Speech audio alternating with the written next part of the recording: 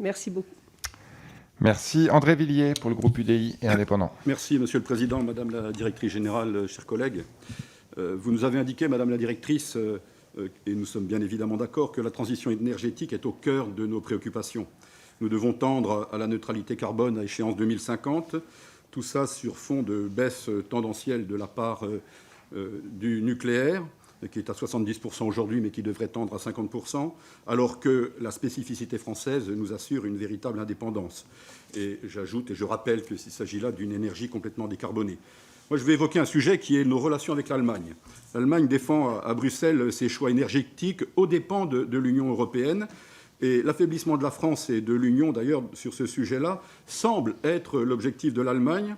Elle s'oppose au nucléaire en imposant des énergies renouvelables intermittentes et le gaz. L'Allemagne éprouve d'ailleurs toutes les peines du monde à tenir ses engagements sur la réduction de ses émissions de CO2. Elle a fait le choix de développer massivement l'éolien et le solaire, sauf que ce choix affaiblit la sécurité du système électrique. Vous y avez insisté.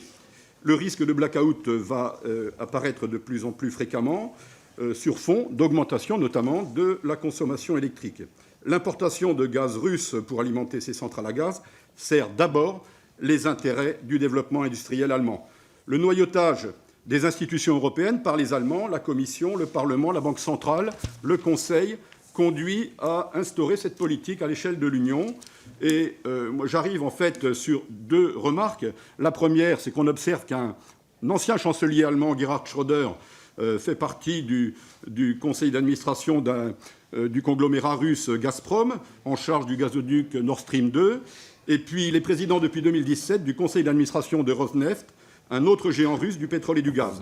Donc l'Union veut nous vendre le principe de l'éolien, ce qui provoque à l'échelle nationale un débat sociétal dont on ne sort pas. Moi, je voudrais avoir votre réponse sur la justification économique de l'éolien, au moment où le gouvernement, d'ailleurs, vient d'annoncer, par la bouche de la ministre, que nous devions passer de 8 000 mâts à 15 000 mâts. Alors, je ne sais pas où on va les mettre et comment on va faire accepter cette affaire.